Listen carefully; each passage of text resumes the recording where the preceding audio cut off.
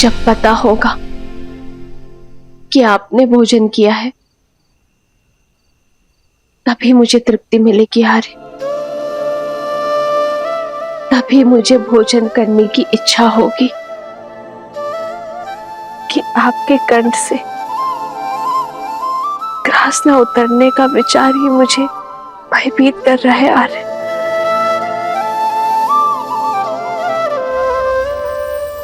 श्री राम श्री राम।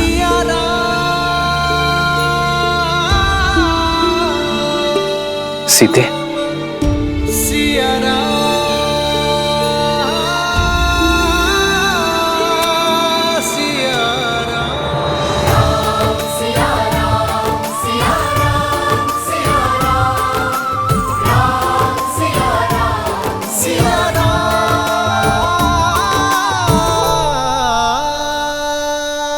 कब तक स्वयं को भूखा रखेंगे आर्य?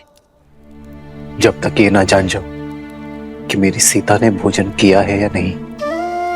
कभी आपसे पहले भोजन किया है मैंने? इसीलिए तो सीते। आर्य, जब दो लोगों में गहन और सच्चा प्रेम हो तो वो एक दूसरे का प्रतिबिंब बन जाते हैं। एक दूसरे से दूर होकर भी एक दूसरे से अलग नहीं हो पाते। एक का सुख दूसरा अनुभव करता है, एक का दुख दूसरे को व्याकुल करता है। आर्य, यदि आप सुखी नहीं रहेंगे, जीवित रहने का मार्ग नहीं खोजेंगे, तो मैं सुख के साथ अपना जीवन कैसे व्यतीत कर पाऊंगी आर्य? मेरे लिए, मेरे गर्भ में पल रही संतान के लिए आपका सामान्य होना आवश्यक है आर्य। इसलिए स्वयं को क्षमा कर दीजिए। भाग्य के इस लेख को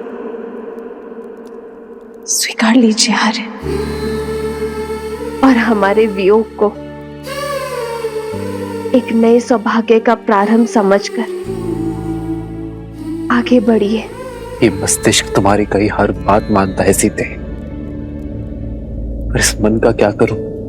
जैसे मैं अपनी संतान के स्वास्थ्य, उसके सुख के लिए तत्पर हूं, वैसे ही आपको आपकी संतान अयोध्या की प्रजा के बारे में सोचना होगा आर्य। आपके भूखे रहने से उन्हें सुख नहीं मिलेगा आर्य। कैसे करे भापार ये राम, राम सिया राम, सिया राम, सिया राम।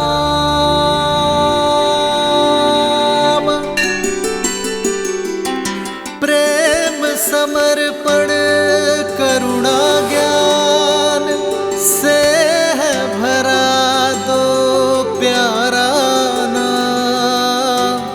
जय सिया राम, जय जय सिया राम, जय सिया राम, जय जय सिया राम। मैं जानता हूं सीते, जब तक मेरे मुख में ग्रास नहीं जाएगा तब तक तुम भी नहीं खाओगी। इसलिए मैं अपना व्रत तोड़ता हूं। तुम भी खा लो सीते।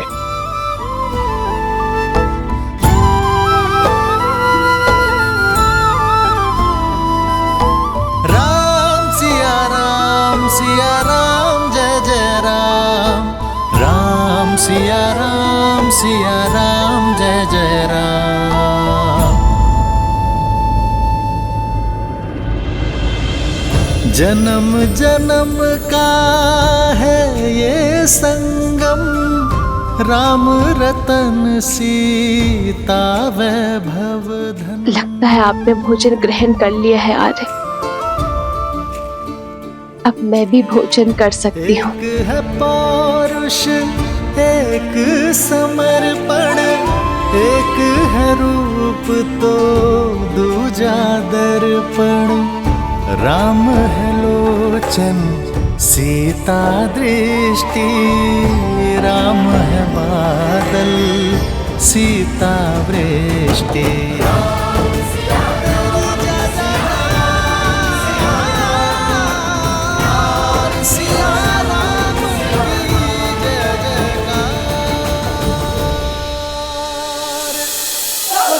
बचाओ बचाओ बचाओ बचाओ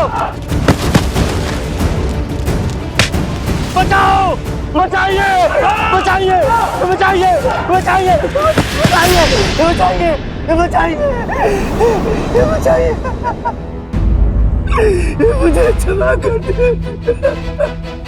मुझसे त्रुटि हो गई। क्षमा करे महाराज, क्षमा करे महाराज, क्षमा करे। जब से आपने महारानी का त्याग किया है, तब से मेरे पति आत्मग्लानि में दिन भर दिन घुट घुट के जी रहे। महाराज, मैंने उनको क्षमा कर दिया महाराज, वो आपसे क्षमा मांगना चाहते हैं महाराज, पर आपसे दृष्टि मिलाने की शक्ति नहीं है उनके पास महाराज, इस वजह से वो आपसे क्षमा मांगने नहीं आ पाए महाराज। जब तक आप इन्हें क्षमा नहीं करेंगे, तब तक ये अयोध्या वासी भी इन्हें क्षमा नहीं करेंगे महाराज। आप क्षमा कर दीजिए महाराज, देखिए इनका क्या हालत कर दिया इन लोगों ने महाराज। मुझे क्षमा कर दीजिए, मुझसे त्रुटि हो गई महाराज, कदा भी ऐसा नहीं करूंगा।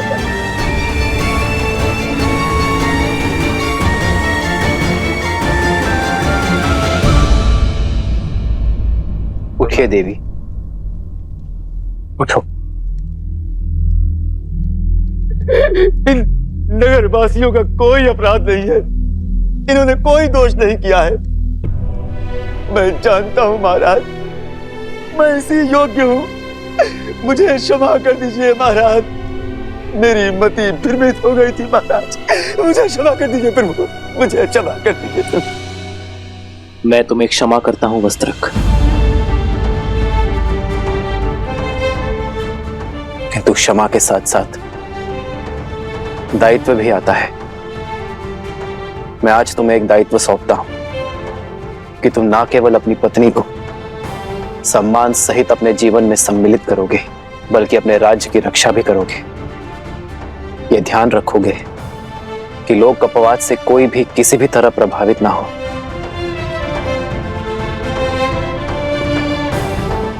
वस्त्रक, अब मेरे साथ साथ तुम भी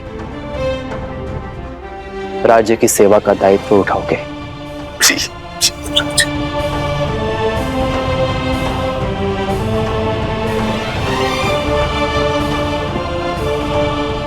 मैं जानता हूं आप सभी व्याकुल हैं, किंतु अराजकता किसी समस्या का हल नहीं। यदि आप कुछ करना ही चाहते हैं तो अयोध्या को कर्म और धर्म की पराकाष्ठा बनाने की यात्रा में अपना सहयोग दीजिए। इस राज्य को राम राज्य बनाने में सहायता कीजिए। कहिए, क्या मेरी अयोध्या की प्रजा मेरी सहायता करेगी? अवश्य सहायता करेंगे महाराज। महाराज, हम लोग भी अपनी तरफ से पूर्ण सहायता करेंगे। महाराज, आपका बहुत बहुत आभार। अब मैं किसी के बहकावे में नहीं आऊंगा। मुझे स्मरण है, कोई धूर्त वृद्ध ब्राह्मण का भेष बदलकर आया और मुझे भ्रमित करके चला गया।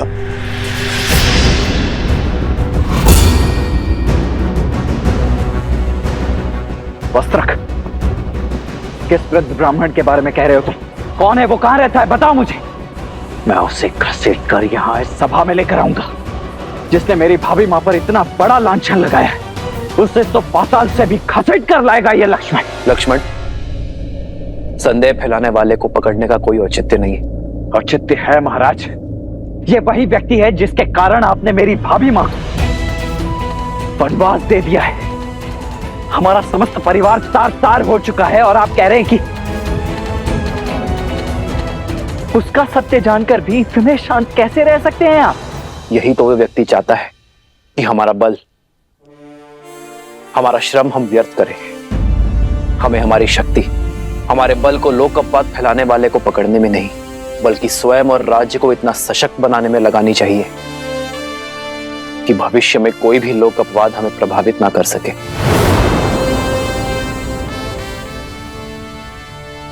परंतु मैं तो उस पापी को खोज कर रहूंगा जिसके कारण मेरी भाभी मां को उन्हें वनवास का दंड सहना पड़ा।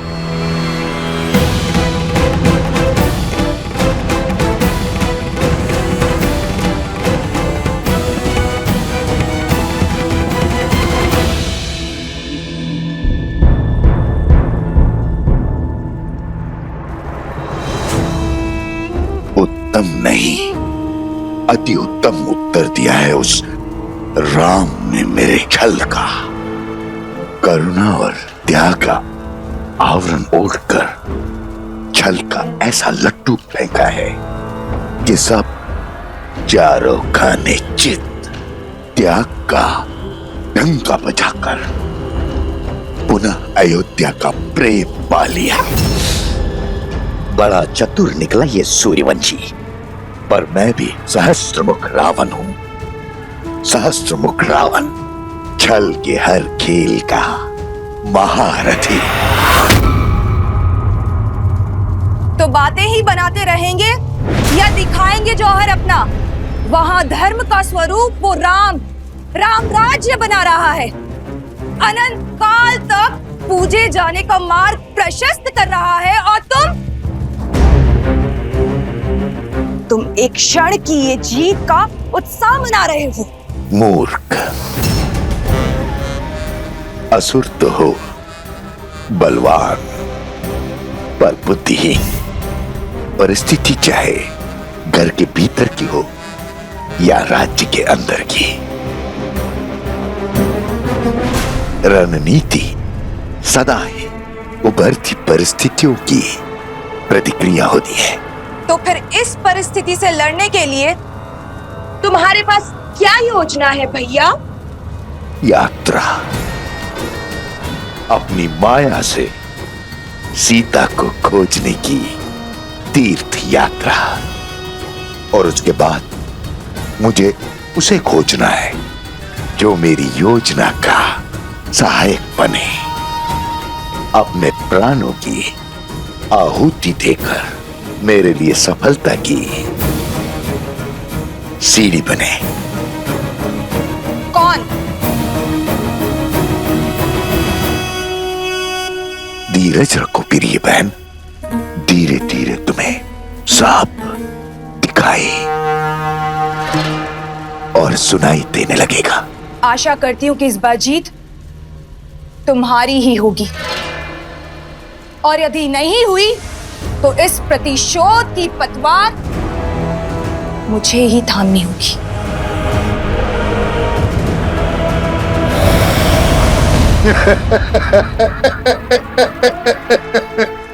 भावुक हो गई प्रिय बहन, भावुक हो गई। किंतु बहन, युद्ध भावनाओं से नहीं, युक्ति से लड़े जाते हैं। युक्ति से यात्रा आरंभ हो।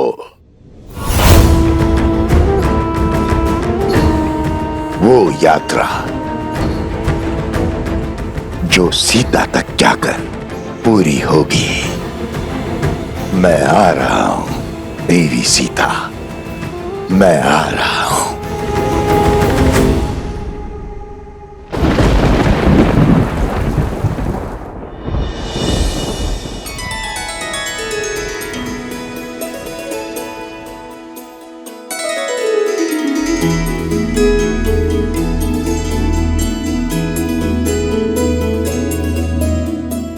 कह नहीं सकते, किंतु अपनी माता की हर बात अवश्य सुनते हो तुम दोनों, है ना?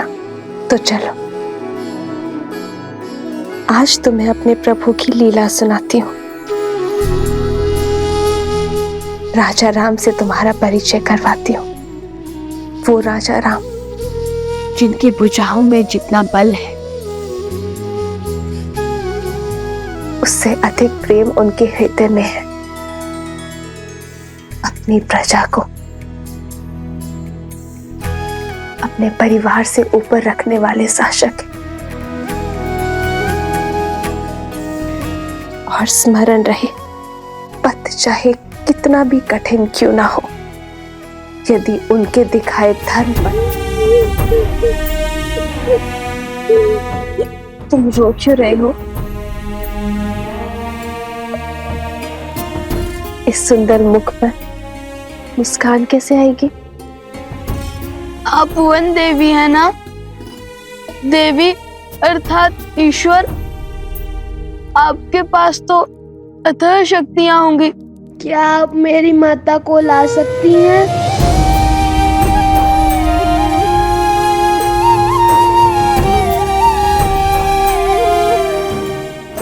कुमुदनी,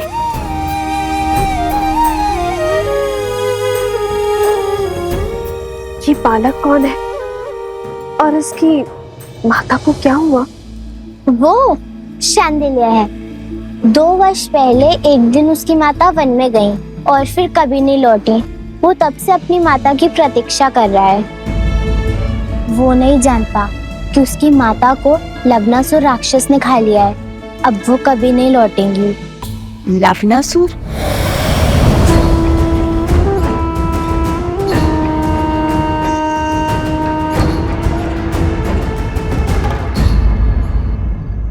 पुत्र अर्जुन,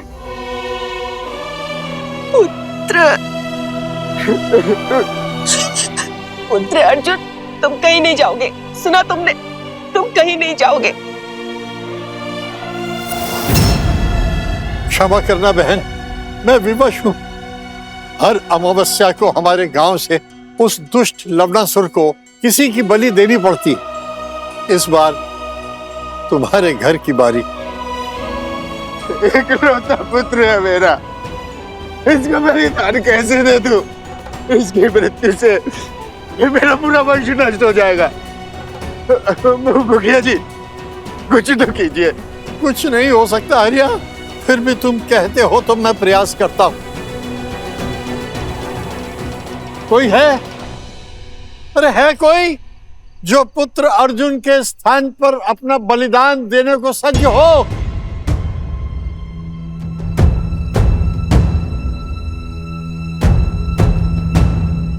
गुरु माँ कहती है यहाँ से कुछ ही दूर कौशल राज की सीमाओं के बाद एक नगर है, मधुपुरी। लवनासुर वहीं का राजा है। वो मनुष्यों का आहार करता है और कभी कभी कौशल की सीमाओं के पास आक्रमण कर मनुष्यों को खा जाता है।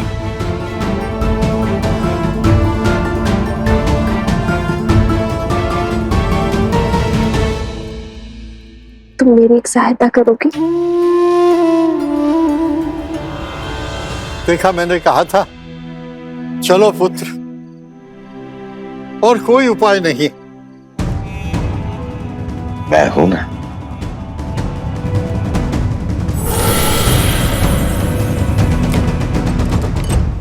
रुक जाओ।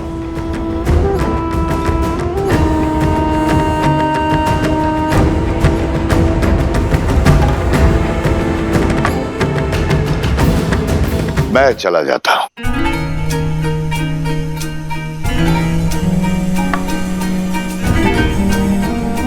तीर्थ यात्रा पर जा रहा, मुक्ति पाने।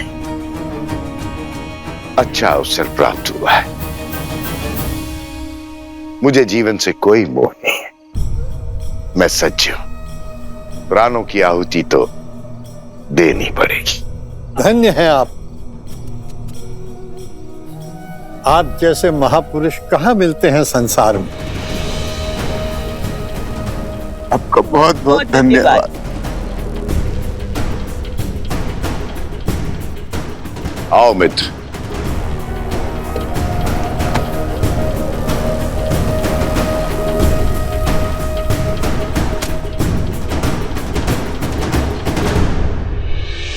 चलो मित्र, मार्ग सरल नहीं होगा। अंत तक पहुंचना है सिया राम के।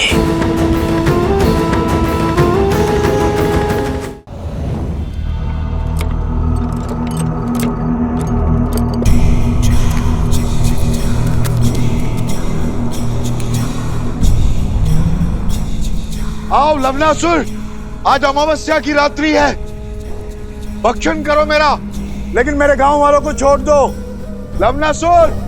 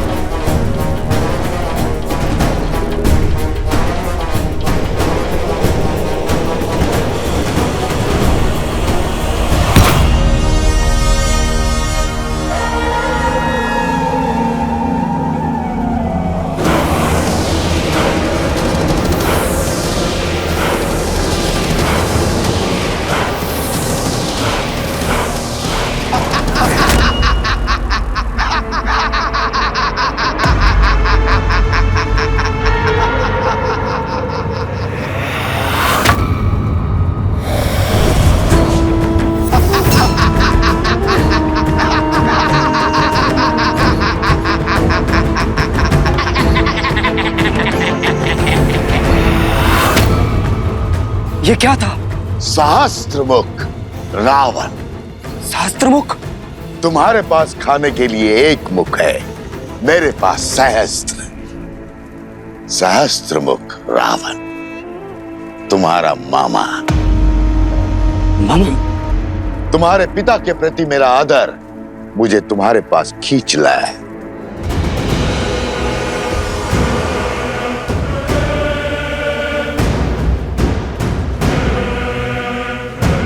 असुर आदर से नहीं, स्वार्थ से आते हैं। स्वार्थ हो या भूख, मैं शांत करने आया। बड़ी दया आ रही है मुझे तुम पर। महान असुर, मधुर राक्षस के पुत्र होकर ऐसी दीनता। अपने पिता की दी हुई सौगात इस मधुपुरी राज्य में ही संतुष्ट हो।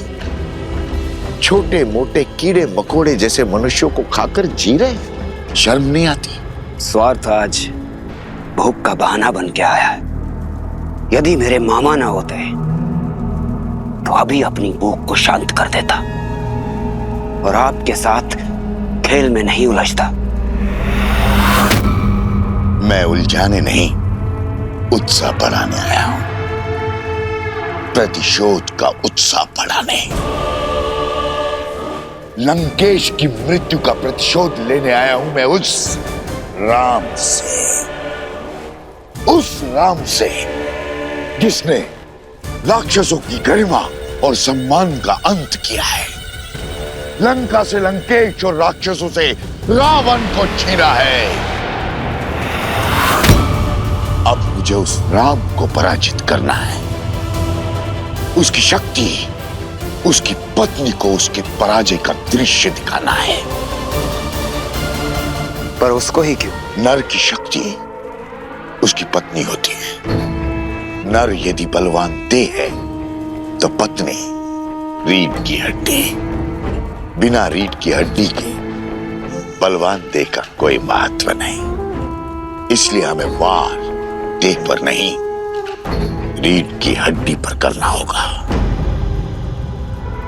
सुना है कि सीता साक्षात लक्ष्मी का अवतार है, किंतु है तो मानव, निर्बल। यदि तुम सीता को पकड़ने में कामयाब हो गए तो राम की जय जयकार पराजय के नाद में बदल जाएगी।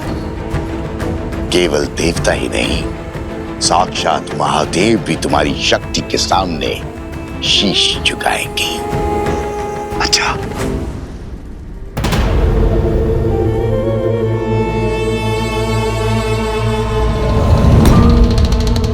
राम राज्य की स्थापना हमारी पराजय है। हमें राम राज्य की स्थापना को रोकना होगा। इसलिए सीता मुझे जीवित चाहिए, जीवित। यदि किसी तरह सीता पुनः अयोध्या की सीमा लांघने पे विवश हो जाए नहीं तो प्रजा का विश्वास टूट जाएगा। सिया राम का त्याग लोगों को ढोंग लगेगा। और फिर पुनः होगी अग्नि परीक्षा। श्री रामचंद्र कृपालु भजु मन हरण भव भय दारुणम। नव कंज लोचन कंज मुख कर कंज पद कंजारुणम।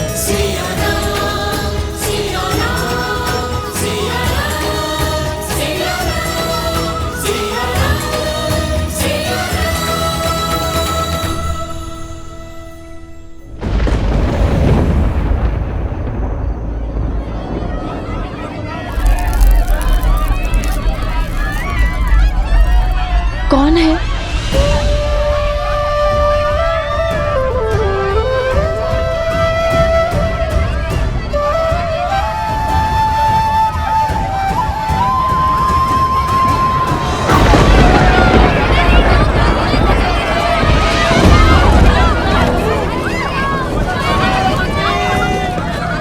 हमारी सहायता कीजिए, हमारे घर जल रहे हैं। यहाँ पे शरण लीजिए।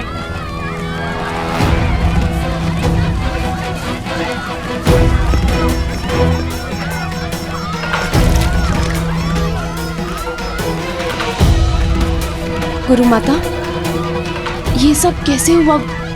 10 कोस पर इनका गांव है। सीते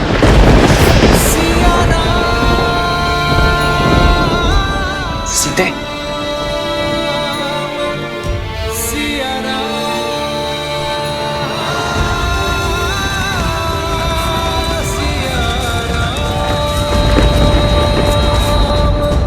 महाराज की जय। अभी अभी सूचना मिली कि वन में लवणासुर ने ऋषियों और आश्रमों पर आक्रमण कर दिया है।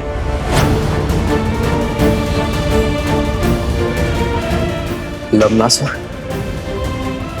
कहीं उसका मंतव्य मेरी सीता को क्षति पहुंचाना तो नहीं?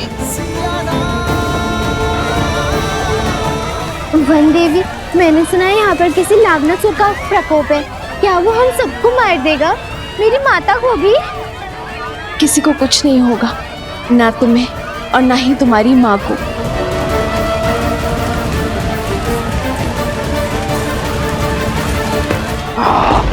किसी को नहीं छोड़ूंगा, सबको मार डालूंगा।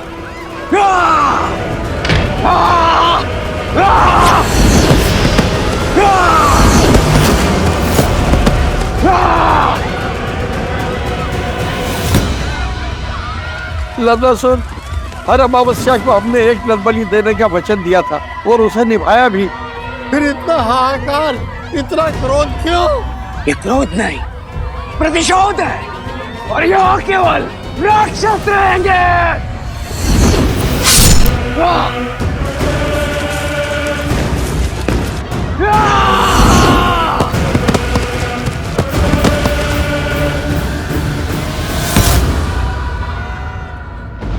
बहुत बड़ा विघ्न आ पड़ा है श्री राम। इस क्षेत्र को लवणासुर के प्रकोप से बचाइए।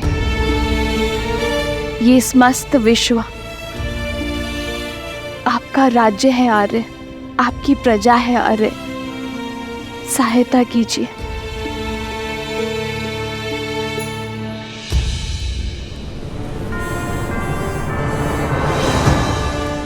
उत्तर की ओर यहां मधुपुरी नाम की एक नगरी है।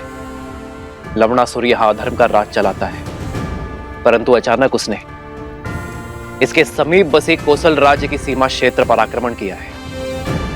वहां वो वनवासियों को मार रहा है। गांव के गांव खाली हो रहे हैं। हमें शीघ्र अतिशीघ्र कुछ करना होगा। पाप की शक्ति पुण्य से सदा कम होती है। मधुपुर की प्रजा की सहायता के लिए भैया के आशीर्वाद से लवणासुर से युद्ध करने मैं जाऊंगा। अयोध्या का सेनापति मैं हूं, इसीलिए लवणासुर से युद्ध करने के लिए भी मैं ही जाऊंगा। नहीं भैया, ये अवसर मुझे दीजिए। भरत भैया 14 वर्ष तक आपकी सेवा का लाभ उठा चुके हैं। लक्ष्मण भैया आपकी ढाल बनकर रहे हैं।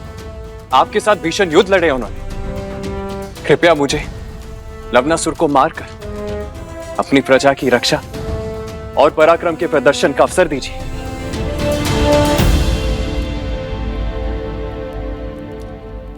ठीक है शत्रुघ्न,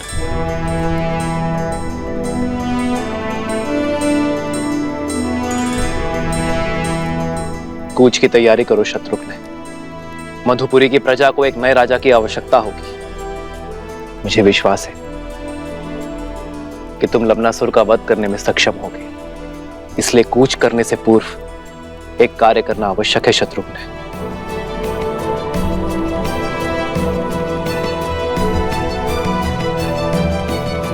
तुम्हें कुटिया में ही विश्राम करना चाहिए। ऐसी अवस्था में तुम्हारा बाहर आना उचित नहीं है।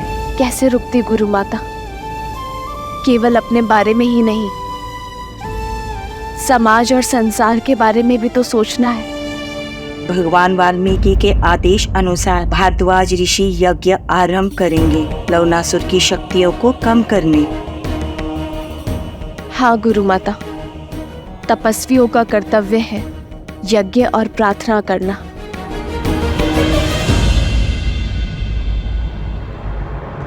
और मेरे श्री राम ना कर्तव्य अवश्य पूर्ण करेंगे। बस उन्हें सूचना मिलने भर की देर है। वो लवणासुर के आतंक का अंत करने में विलंब नहीं करेंगे।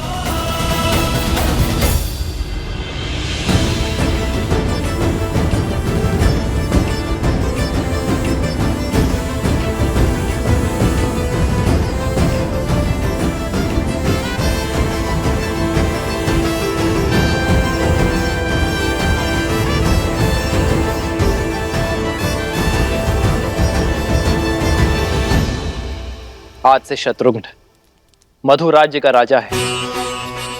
आज से उस क्षेत्र की रक्षा करना तुम्हारा धर्म है शत्रुघ्न। किंतु स्मरण रखना, एक न्यायप्रिय राजा किसी अन्य प्रजा पर अकारण युद्ध नहीं थोपता। अपनी प्रजा पर संकट आने पर वो युद्ध करने से पीछे नहीं हटता। मधुपुरी महाराज शत्रुघ्न की, मधुपुरी महाराज शत्रुघ्न की। शत्रुघ्न, मधुपुरी क्षेत्र की स्थापना लवणासुर के पिता मधुराक्षस ने की थी। उसके तप से प्रसन्न होकर महादेव ने उसे अपनी त्रिशूल से भी अधिक शक्तिशाली त्रिशूल वरदान में दिया था। उसकी मृत्यु के बाद मधुराक्षस ने यही त्रिशूल अपने पुत्र लवणासुर को दिया। उस त्रिशूल की शक्ति से लवणासुर ने तीनों लोकों में हाहाकार मचाया। उसकी प्रजा उससे अत्यंत भयभीत है शत्रुघ्न। अब तक तो वो शांत था, किंतु अब उसके प्रकोप ने हर सीमा लांघ दी है। हमारी राज्य के सीमा के निकट प्रहार करने का दुस्साहस किया, प्रजा को कष्ट पहुंचाया। अब तुम्हें इसका प्रतिघात लेना होगा। यशस्वी भव।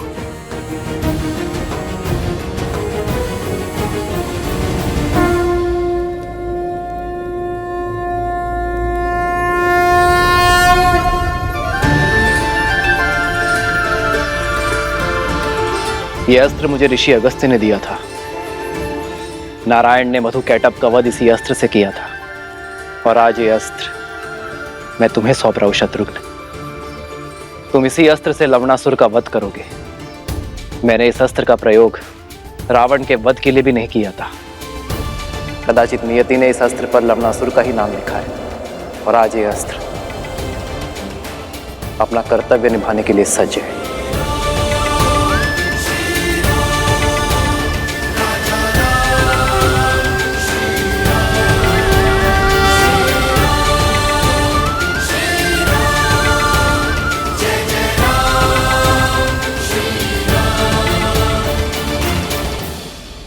विजयी भव।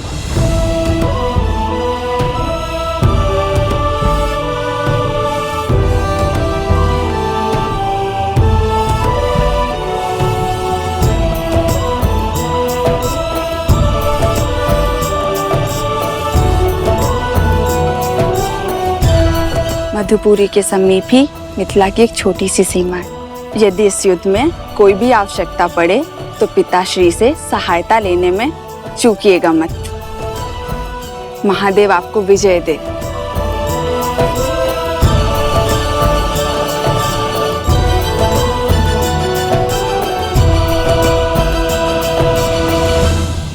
भगवान वाल्मीकि का आदेश है, सभी आश्रम जनों को अनुष्ठान में बैठ मंत्रोच्चार करना है।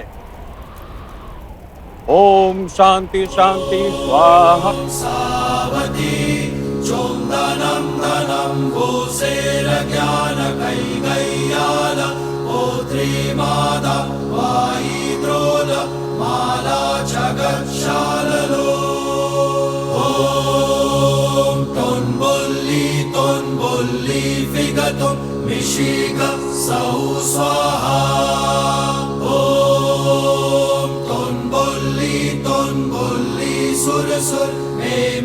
वन देवी, तुम ठीक हो?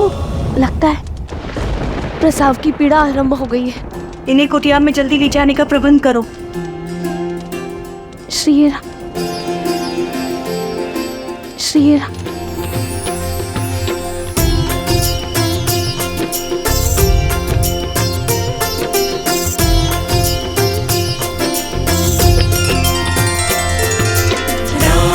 सिया राम जय जय राम, राम सिया राम जय जय। ये कैसा संकेत है?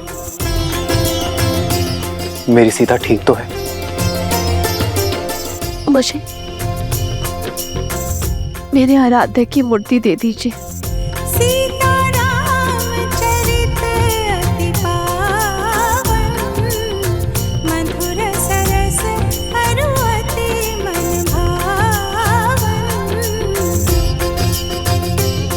मेरे पूर्वजों, मेरी सीता की रक्षा करना। तुम्हें कुछ नहीं होगा सीता। श्री राम, श्री राम।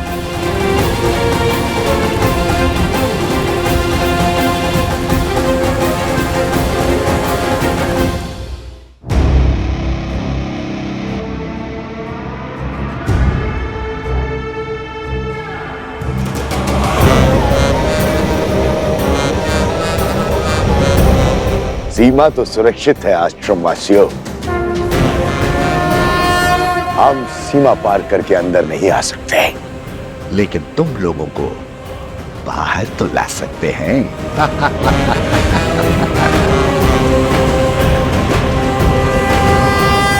हम आश्रम में इतना धुआं भर देंगे कि तुम्हें बचने के लिए बाहर आना ही होगा।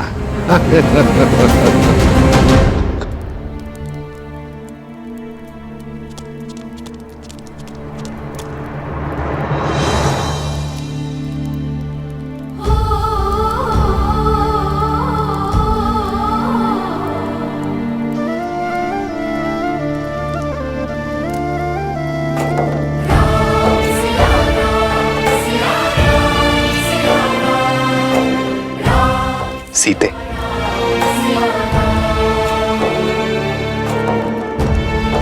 प्रतीत होता है हमारे वंशज के जन्म लेने की शुभ घड़ी आ गई है।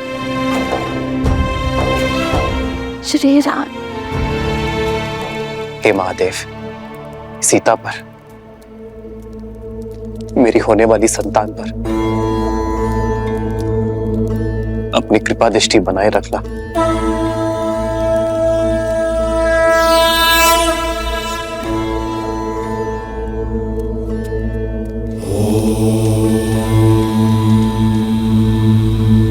चिंता का कारण दिखाई दे रहा है ऋषिवर।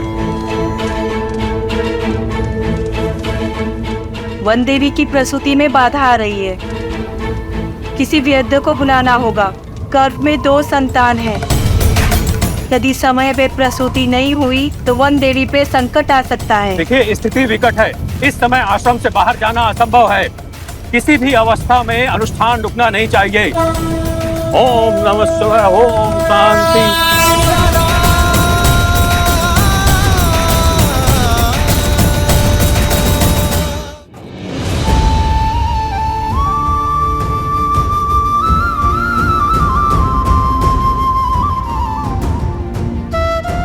श्री राम, श्री राम।